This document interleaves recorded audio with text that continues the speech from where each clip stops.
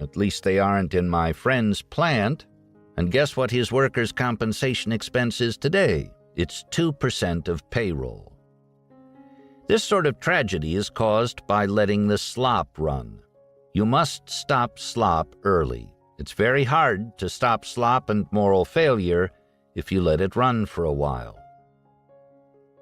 Charlie describes his notion of deprival superreaction syndrome as it relates to gambling and the new Coke debacle of the mid-1980s. Of course, as I said before, there is one big consideration that needs huge and special attention as part of any use of techniques deliberately harnessing elementary psychological forces, and that is that once you know how to do it, there are real moral limits regarding how much you should do it. Not all of what you know how to do should you use to manipulate people. Also, if you're willing to transcend the moral limits and the person you're trying to manipulate realizes what you're doing because he also understands the psychology, he'll hate you. There is wonderfully persuasive evidence of this effect taken from labor relations, some in Israel. So not only are there moral objections, but there are also practical objections, big ones in some cases.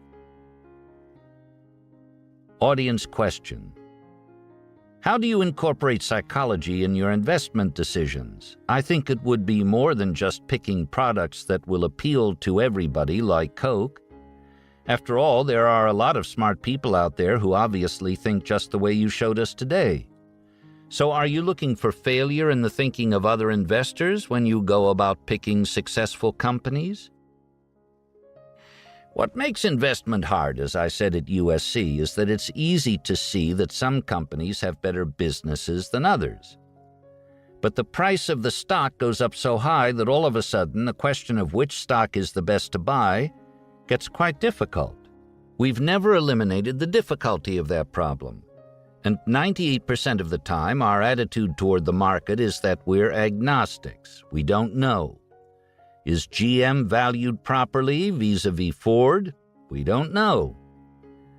We're always looking for something where we think we have an insight that gives us a big statistical advantage. Sometimes it comes from psychology, but often it comes from something else. And we only find a few, maybe one or two a year. We have no system for having automatic good judgment on all investment decisions that can be made. Ours is a totally different system. We just look for no-brainer decisions. As Buffett and I say over and over again, we don't leap 7-foot fences. Instead, we look for 1-foot fences with big rewards on the other side. So we've succeeded by making the world easy for ourselves, not by solving hard problems. Based on statistical analysis and insight? Well, certainly when we do make a decision, we think that we have an insight advantage. And it's true that some of the insight is statistical in nature. However, again, we find only a few of those. It doesn't help us merely for favorable odds to exist. They have to be in a place where we can recognize them. So it takes a mispriced opportunity that we're smart enough to recognize. And that combination doesn't occur often, but it doesn't have to. If you wait for the big opportunity and have the courage and vigor to grasp it firmly when it arrives, how many do you need? For example, take the top 10 business investments Berkshire Hathaway's ever made. We would be very rich if we'd never done anything else, in 2 lifetimes. So once again, we don't have any system for giving you perfect investment judgment on all subjects at all times. That would be ridiculous. I'm just trying to give you a method you can use to sift reality to obtain an occasional opportunity for rational reaction. If you take that method into something as competitive as common stock picking, you're competing with many brilliant people. So even with our method, we only get a few opportunities. Fortunately, that happens to be enough. Have you been successful in creating an atmosphere where people below you can do the same things you're talking about doing yourself? For example, you talked about the tendency toward commitment and consistency. Mostly about the terrible mistakes it causes you to make. How have you created an atmosphere comfortable enough for people to abandon that tendency and admit that they've made a mistake? For example, someone here earlier this year from Intel talked about problems that occurred with their Pentium chip. One of the most difficult things for them to do was to realize they'd been going about it the wrong way and turn course.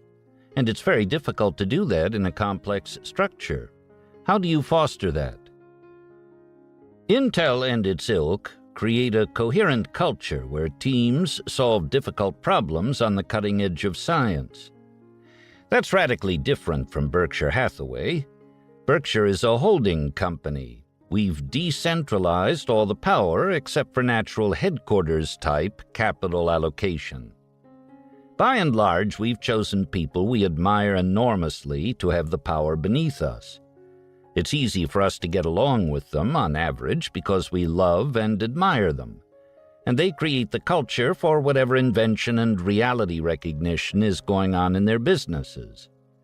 And included in that reality recognition is the recognition that previous conclusions were incorrect. But we're a totally different kind of company. It's not at all clear to me that Warren or I would be that good at doing what Andy Grove does. We don't have special competence in that field. We are fairly good at relating to brilliant people we love, but we have defects. For example, some regard me as absent-minded and opinionated. I might be a mess at Intel. However, both Warren and I are very good at changing our prior conclusions. We work at developing that facility because without it, disaster often comes. Would you talk a little bit about your seeming predilection away from investing in high-technology stocks on your own part and the part of Berkshire Hathaway? One of the things I've found eye-opening and a little surprising is how the difficulties of running a low-tech business and those of running a high-tech business aren't all that different. They're all hard, but why should it be easy to get rich? In a competitive world, shouldn't it be impossible for there to be an easy way for everybody to get rich? Of course they're all hard. The reason we're not in high-tech businesses is that we have a special lack of aptitude in that area. And yes, a low-tech business can be plenty hard. Just try to open a restaurant and make it succeed. You seem to be suggesting that there's special aptitude required in high-tech businesses, that they're harder.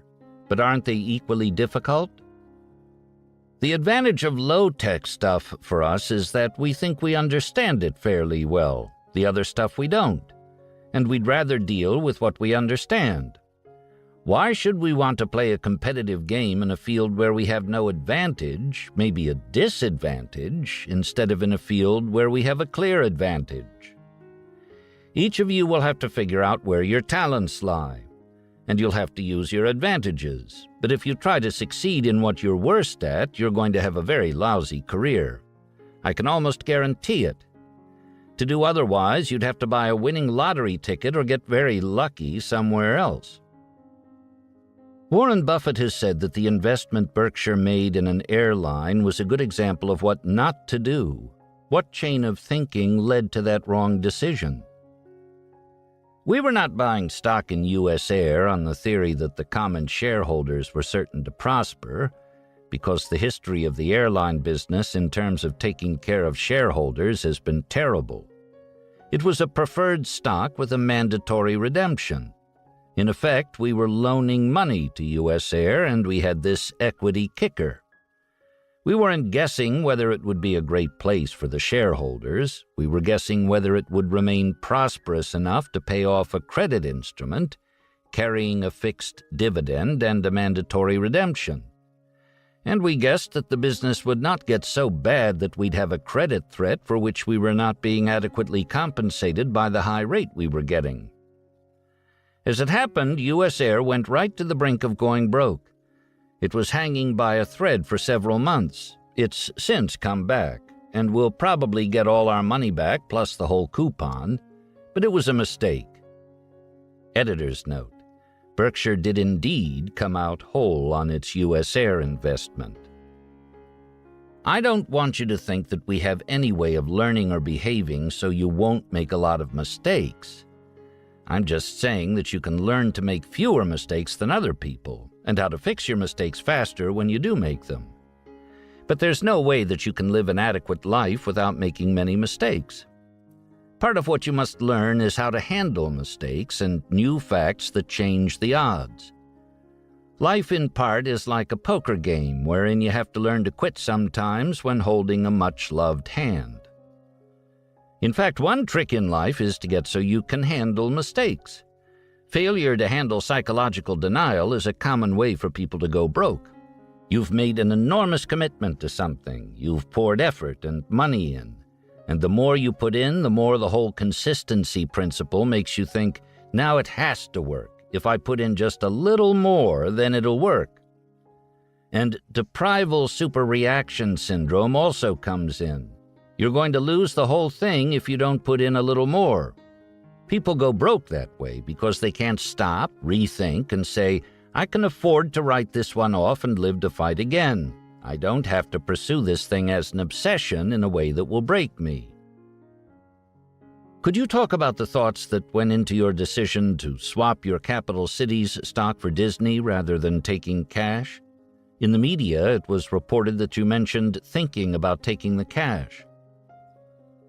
Disney's a perfectly marvelous company, but it's also very high-priced. Part of what it does is make ordinary movies, which is not a business that attracts me at all. However, part of what Disney has is better than a great gold mine. I mean those video cassettes. Disney is an amazing example of autocatalysis. They had all those movies in the can. They owned the copyright. And just as Coke could prosper when refrigeration came, when the video cassette was invented, Disney didn't have to invent anything or do anything except take the thing out of the can and stick it on the cassette. And every parent and grandparent wanted his descendants to sit around and watch that stuff at home on video cassette. So Disney got this enormous tailwind from life, and it was billions of dollars worth of tailwind. Obviously, that's a marvelous model if you can find it. You don't have to invent anything. All you have to do is sit there while the world carries you forward. Disney's done a lot of new things, right? Don't misunderstand me. But a lot of what happened to Disney was like what a friend of mine said about an ignorant fraternity brother of his who succeeded in life. He was a duck sitting on a pond, and they raised the level of the pond. Eisner and Wells were brilliant in how they ran Disney, but the huge tailwind from videocassette sales on all of the old stuff that was there when they came in, that was just an automatic break for the new management. To be fair, they have been brilliant about creating new stuff like Pocahontas and The Lion King to catch the same tailwind, but by the time it's done, The Lion King alone is going to do plural billions. And by the way, when I say when it's done, I mean 50 years from now or something. But plural billions from one movie? Could you talk about why you left the law? I had a huge family. Nancy and I supported 8 children. And I didn't realize that the law was going to get as prosperous as it suddenly got. The big money came into law shortly after I left it. By 1962, I was mostly out, and I was totally out by 1965, so that was a long time ago. Also, I preferred making the decisions and gambling my own money. I usually thought I knew better than the client anyway, so why should I have to do it his way? So partly it was having an opinionated personality, and partly it was a desire to get resources permitting independence. Also, the bulk of my clients were terrific, but there were 1 or 2 I didn't enjoy. Plus, I like the independence of a capitalist. And I'd always had sort of a gambling personality. I like figuring things out and making bets, so I simply did what came naturally. Did you ever gamble Las Vegas style? I wouldn't bet $100 against house odds between now and the grave. I don't do that. Why should I? I will gamble recreationally with my pals, and I'll occasionally play a much better bridge player like Bob Hammond, who might be the best card player in the world, but I know I'm paying for the fun of playing with him. That's recreational. As for gambling with simple mechanical house odds against me, why in the world would I ever want to do that? Particularly given how I detest the manipulative culture of legalized gambling. I don't like legalized gambling, and I'm not comfortable in Las Vegas, even though it does now include a higher percentage of wholesome family recreation. I don't like to be with many of the types who hang around card parlors and so forth. On the other hand, I do like the manly art of wagering, so to speak, and I like light social gambling among friends, but I do not like the professional gambling milieu. Could you say something about how the mutual fund and money management business has changed since you got into it, and the growth of capital markets?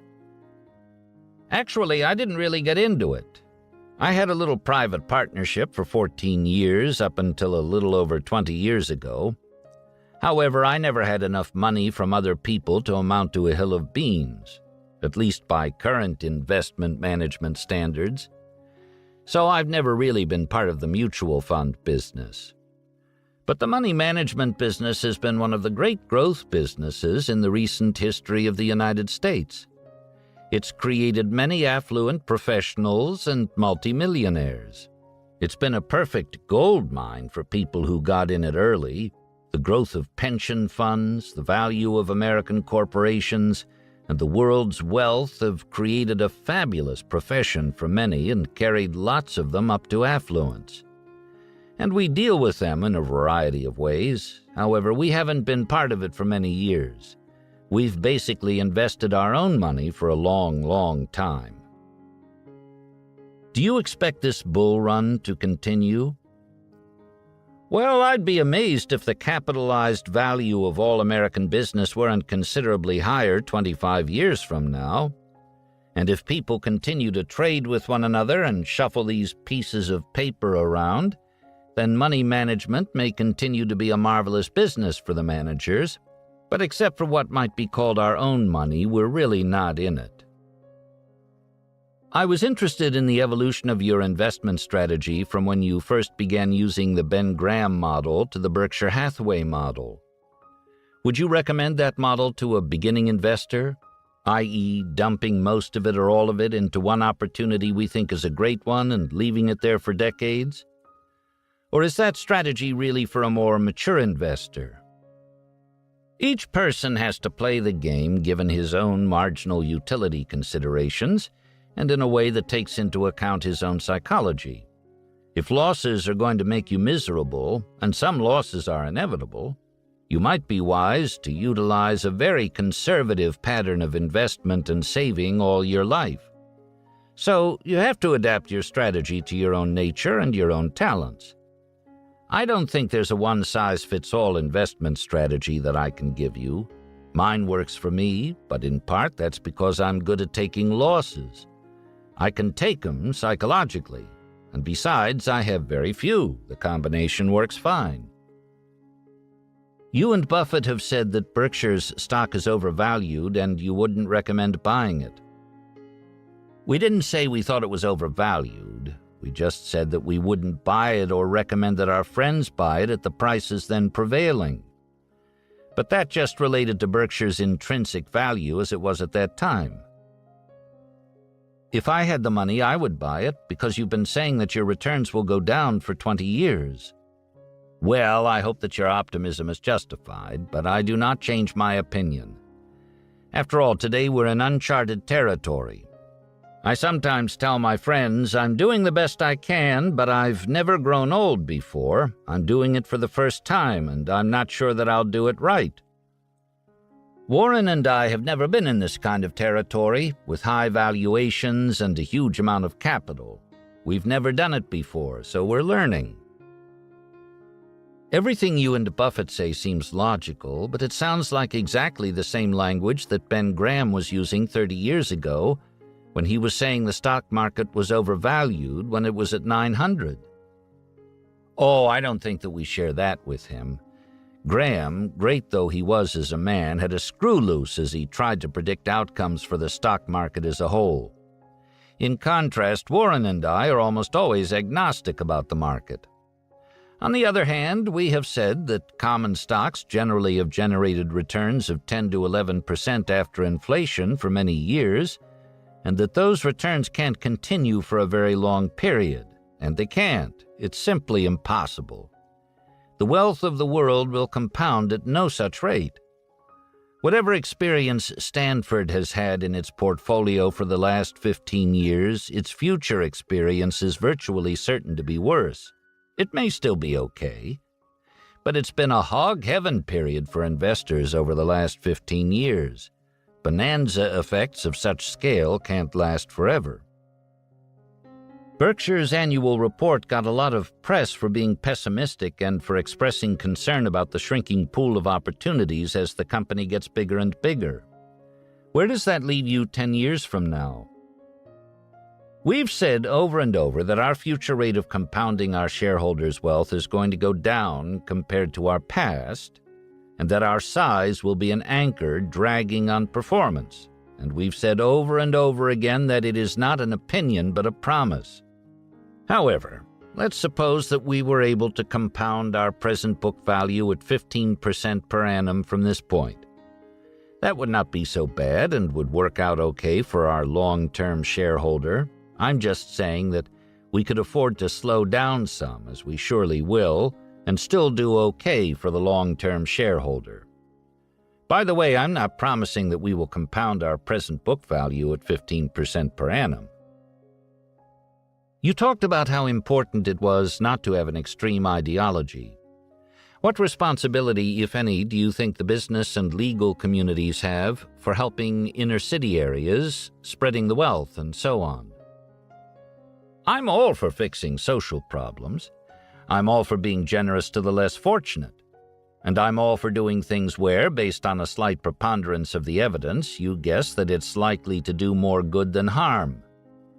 What I'm against is being very confident and feeling that you know for sure that your particular intervention will do more good than harm, given that you're dealing with highly complex systems wherein everything is interacting with everything else. So just make sure that what you're doing, you can't make sure, that's my point. On the other hand, I did recently reverse the conclusions of 2 sets of engineers. How did I have enough confidence in such a complicated field to do that? Well, you might think, oh, this guy is just an egomaniac who's made some money and thinks he knows everything. Well, I may be an egomaniac, but I don't think I know everything. But I saw huge reasons in the circumstances for bias in each set of engineers, as each recommended a course of action very advantageous to itself.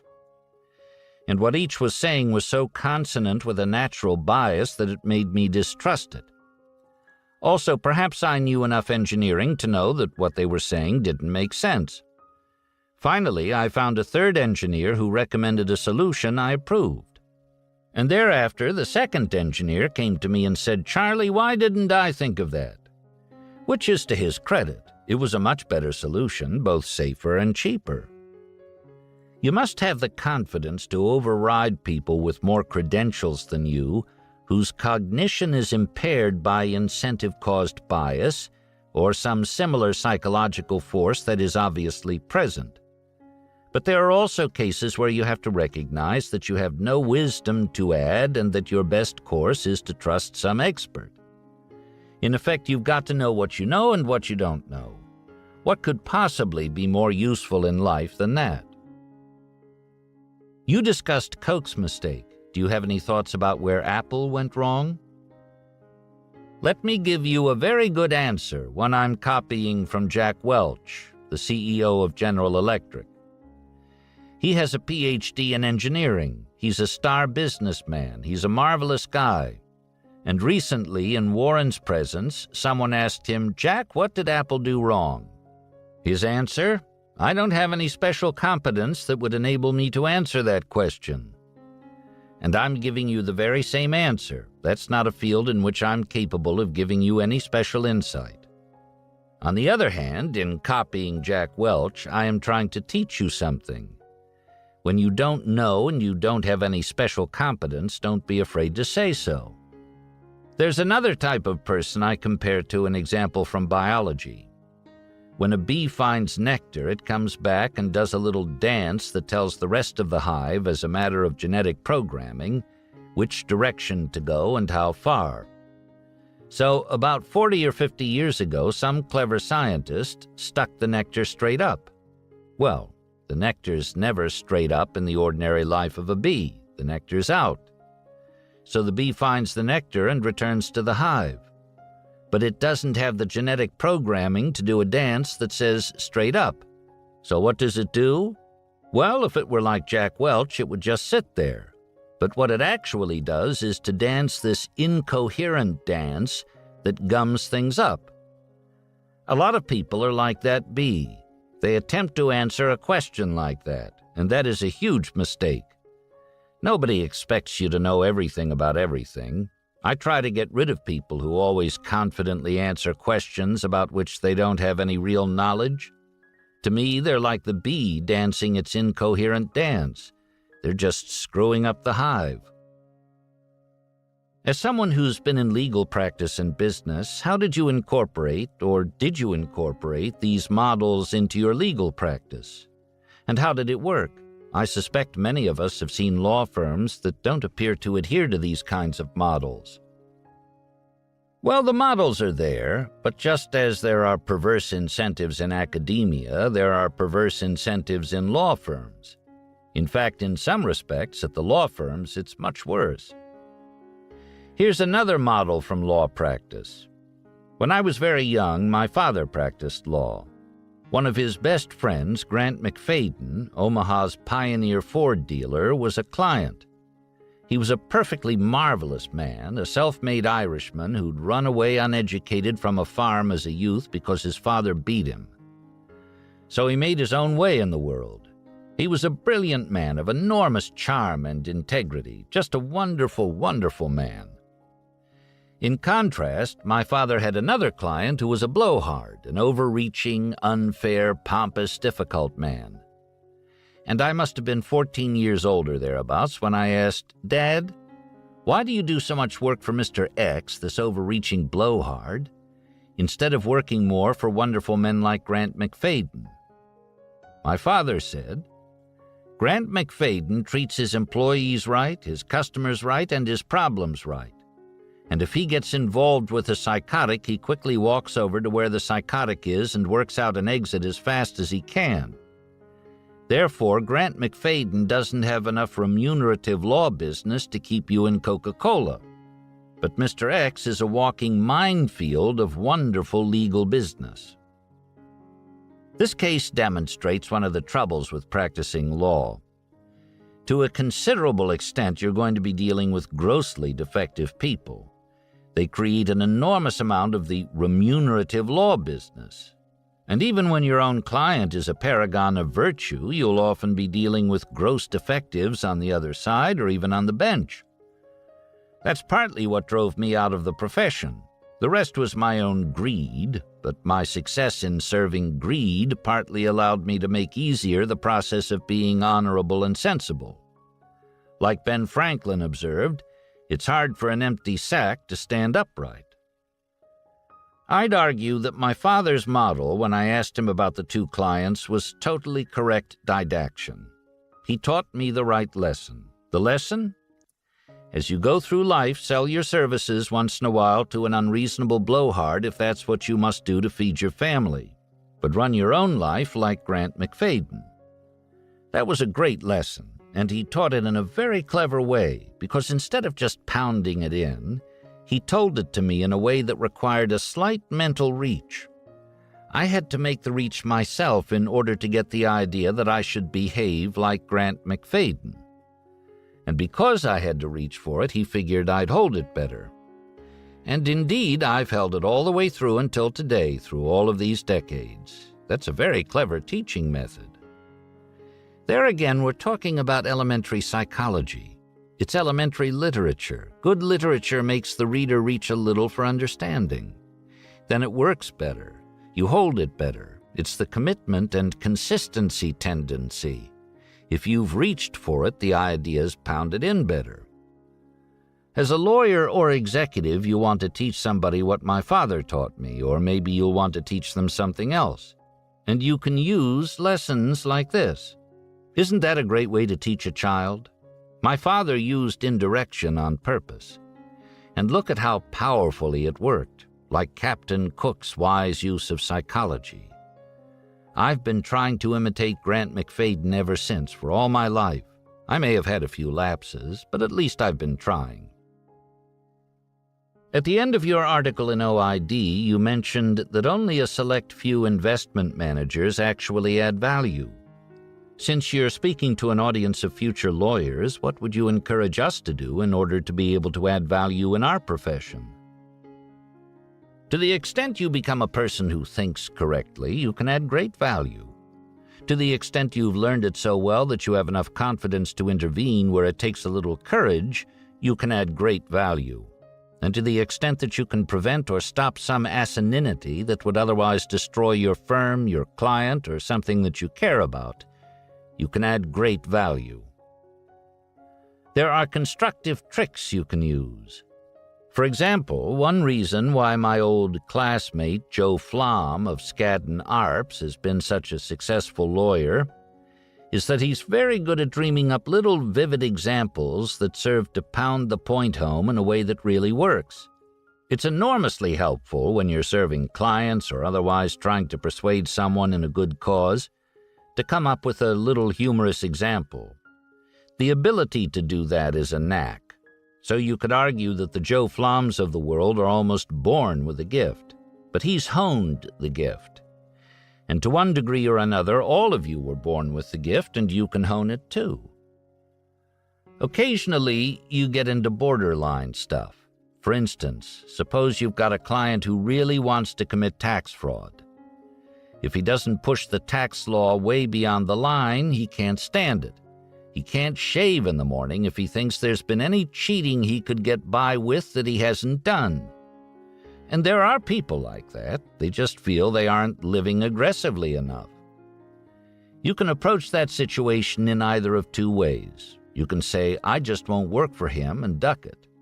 Or you can say, well, the circumstances of my life require that I work for him, and what I'm doing for him doesn't involve my cheating, therefore I'll do it. And if you see he wants to do something really stupid, it probably won't work to tell him what you're doing is bad. I have better morals than you. That offends him. You're young, he's old. Therefore, instead of being persuaded, he's more likely to react with, who in the hell are you to establish the moral code of the whole world? But instead, you can say to him, you can't do that without 3 other people beneath you knowing about it.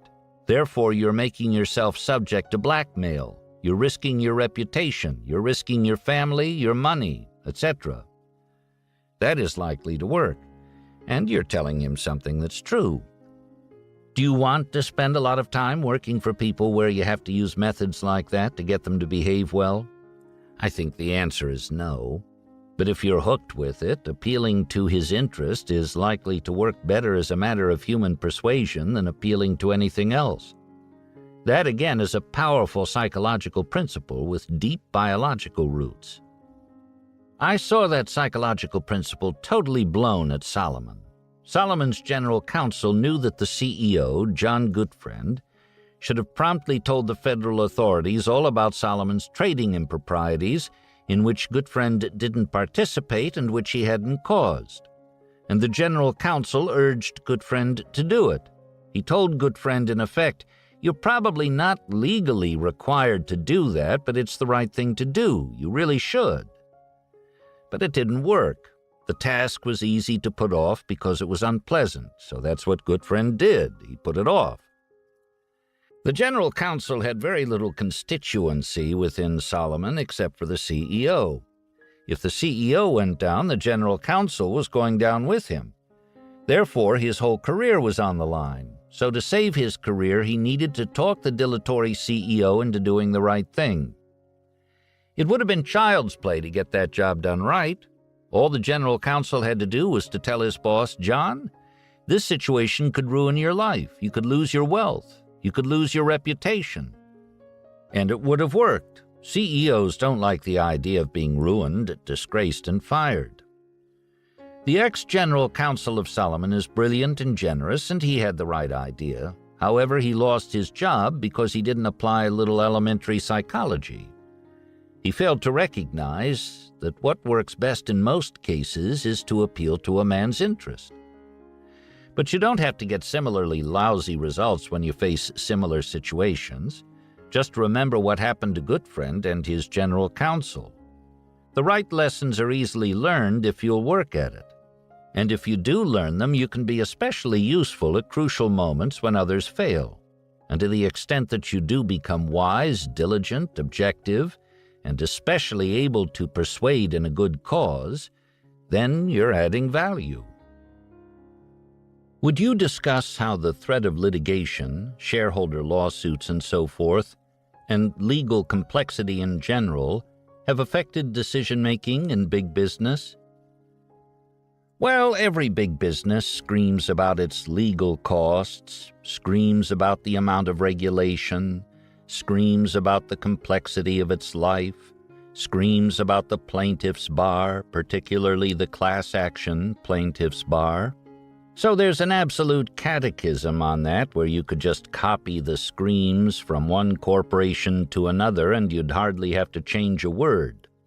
But what causes the screams has so far been a godsend for the law firms. The big law firms have had a long updraft, and they now tend to kind of cluck like an undertaker in a plague. An undertaker, of course, would look very unseemly if he were jumping up and down and playing his fiddle during the plague. So law firm partners say, "Oh, isn't it sad, all this complexity, all this litigation, all this unfairness?" But really, they're somewhat schizophrenic on the subject because it's been very good for them. Some recent California initiatives created some interesting conduct. Part of the defense bar lobbied quietly against certain propositions and effectively against their clients because they didn't want their clients to catch them in the process. And the reason they did so was because it became harder for plaintiffs to bring cases. If you make a living fighting overreaching and it keeps your children in school and somebody proposes a system that eliminates it, well, that's an adult experience and an adult choice that you have to make. So big corporations adapt. They have more litigation. They have to have a bigger legal department. They scream about what they don't like, but they adapt. But hasn't that legal complexity consumed a lot more of companies' resources over the last few decades? The answer is yes. There's hardly a corporation in America that isn't spending more on lawsuits and on compliance with various regulations than it was 20 years ago. And yes, some of the new regulation is stupid and foolish, and some was damn well necessary. And it will ever be thus, albeit with some ebb and flow.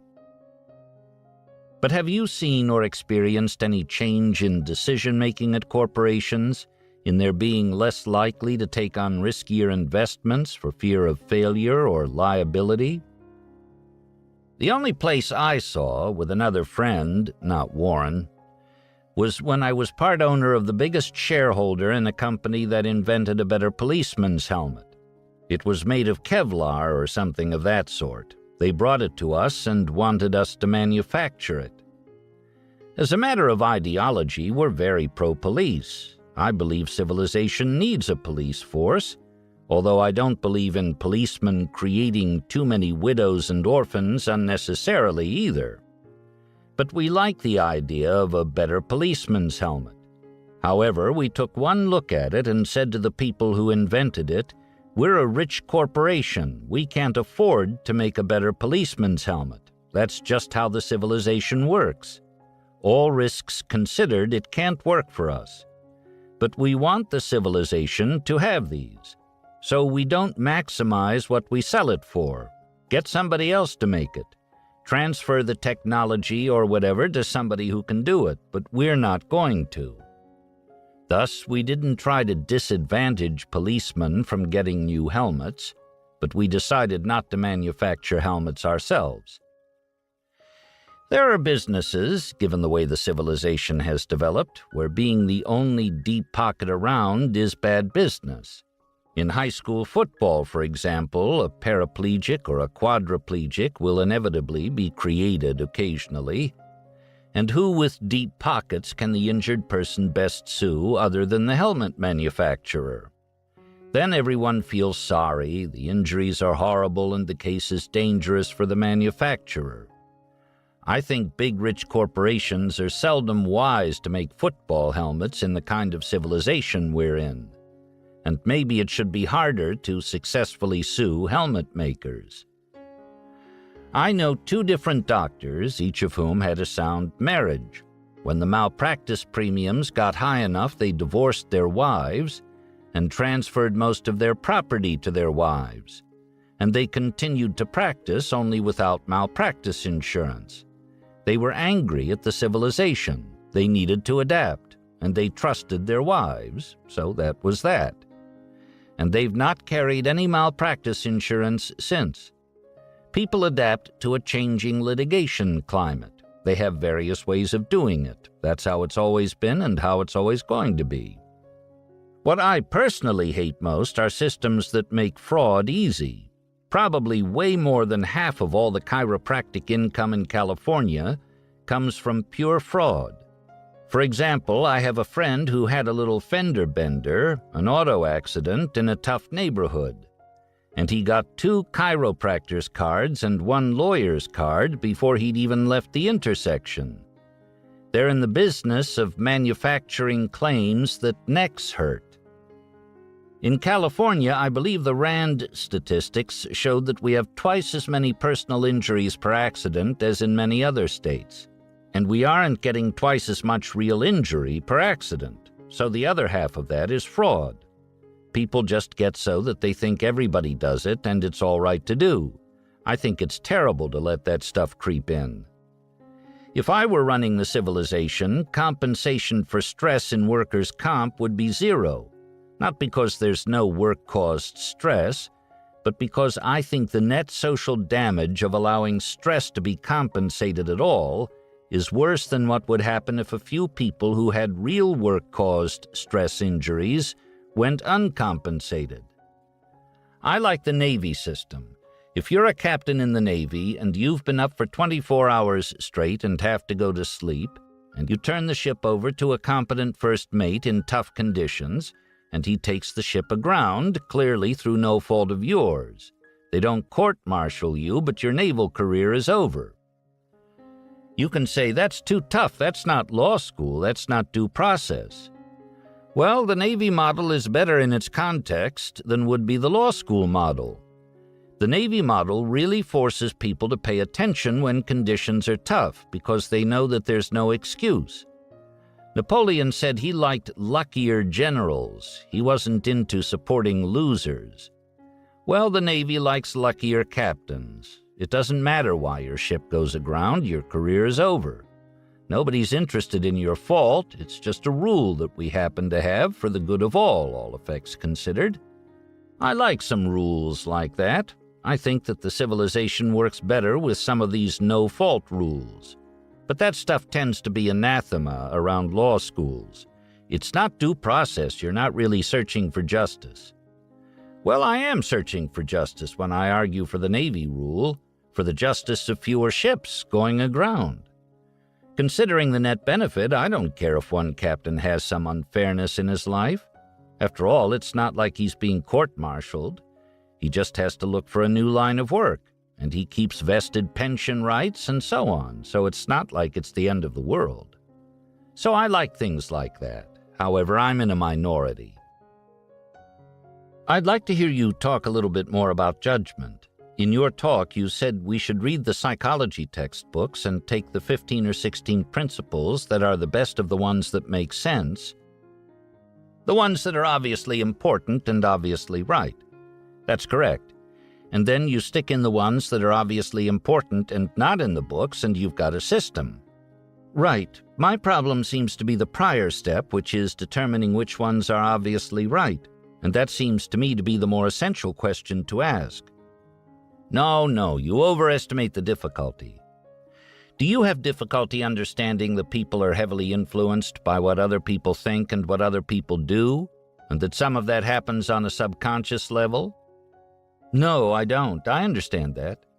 Well, you can go right through the principles, and one after another they're like that. It's not that hard.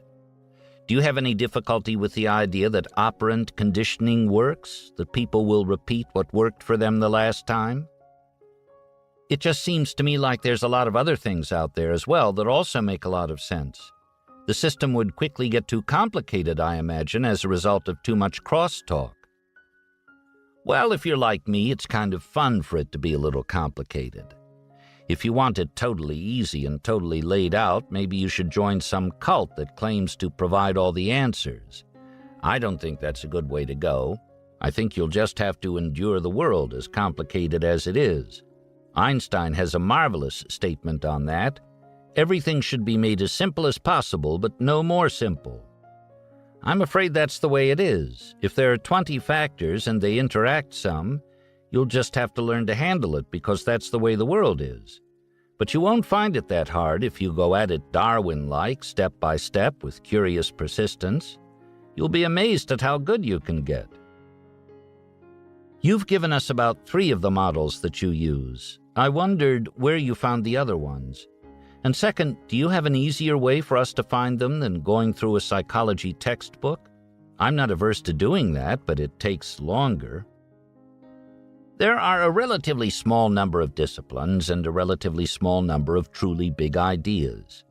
And it's a lot of fun to figure it out. Plus, if you figure it out and do the outlining yourself, the ideas will stick better than if you memorize them using somebody else's cram list. Even better, the fun never stops. I was miseducated horribly, and I hadn't bothered to pick up what's called modern Darwinism. I do a lot of miscellaneous reading too, but I just missed it. And in the last year, I suddenly realized I was a total damned fool and hadn't picked it up properly, so I went back.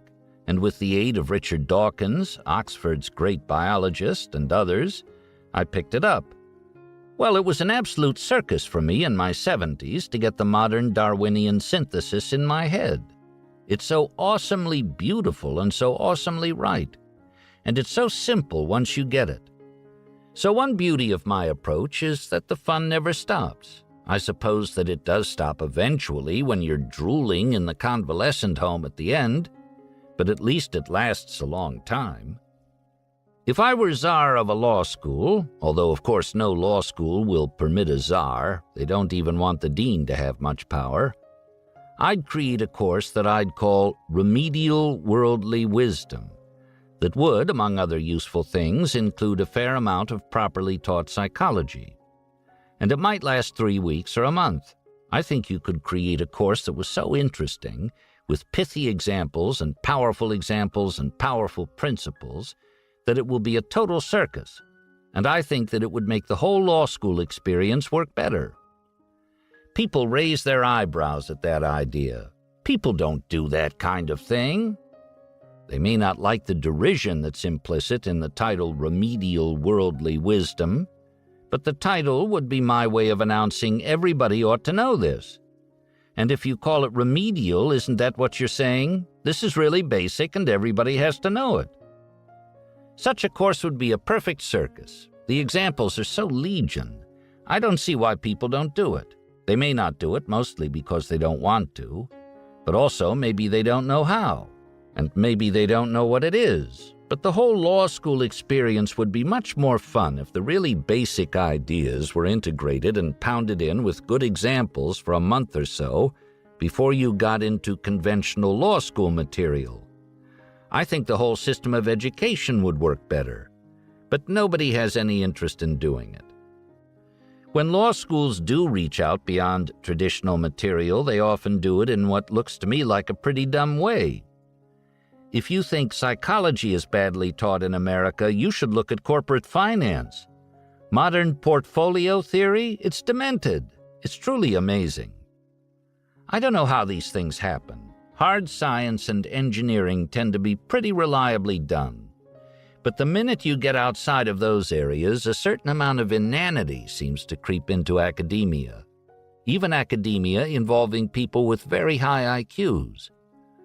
But boy, what a school would be like that pounded a lot of the silliness out.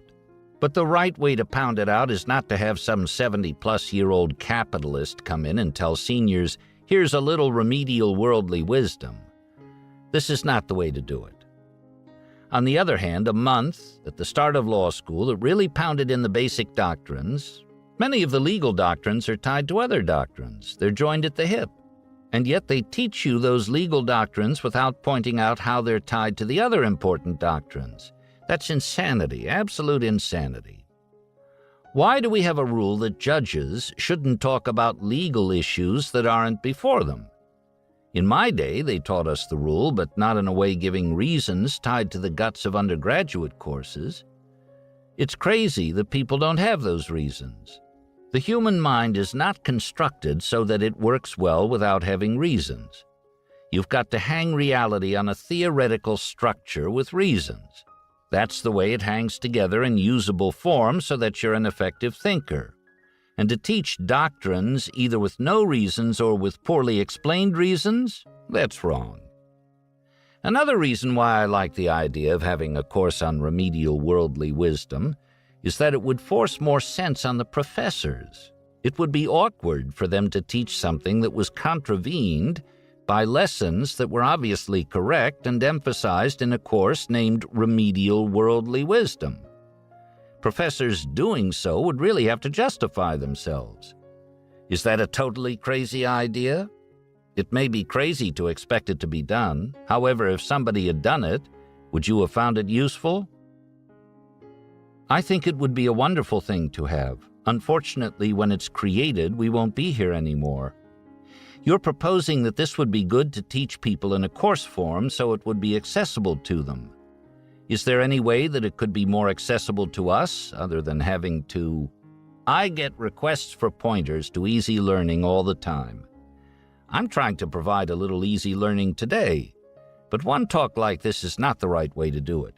The right way to do it would be in a book. I hope what I'm saying will help you be more effective and better human beings, and if you don't get rich, that won't bother me. But I'm always asked this question, spoon-feed me what you know. And of course, what they're often saying is, teach me how to get rich with soft white hands faster. And not only let me get rich faster, but teach me faster too. I don't have much interest in writing a book myself, plus it would be a lot of work for somebody like me to try and do it in my 70s. And I have plenty else to do in life, so I'm not going to do it. But it's a screaming opportunity for somebody. I'd provide funds to support the writing of an appropriate book if I found someone with the wisdom and the will to do the job right. Let me turn to some of the probable reasons for present bad education. Part of the trouble is caused by the balkanization of academia. For instance, psychology is most powerful when combined with doctrines from other academic departments. But if your psychology professor doesn't know the other doctrines, then he isn't capable of doing the necessary integration. And how would anyone get to be a psychology professor in the first place if he were good with non-psychology doctrines and constantly worked non-psychology doctrines into his material? Such a would-be professor would usually offend his peers and superiors. There have been some fabulous psychology professors in the history of the world. Robert Cialdini of Arizona State was very useful to me, as was B.F. Skinner, for his experimental results, if divorced from his monomania and utopianism. But averaged out, I don't believe that psychology professors in America are people whose alternative career paths were in the toughest part of physics. And that may be one of the reasons why they don't get it quite right. The schools of education, even at eminent universities, are pervaded by psychology, and they're almost an intellectual disgrace. It's not unheard of for academic departments, even at great institutions, to be quite deficient in important ways. And including a lot of material labeled as psychological is no cure-all. And given academic inertia, all academic deficiencies are very hard to fix. Do you know how they tried to fix psychology at the University of Chicago? Having tenured professors who were terrible, the president there actually abolished the entire psychology department. And Chicago, in due course, will probably bring back a new and different psychology department. Indeed, by now it probably has. Perhaps conditions are now better. And I must admit that I admire a college president who will do something like that.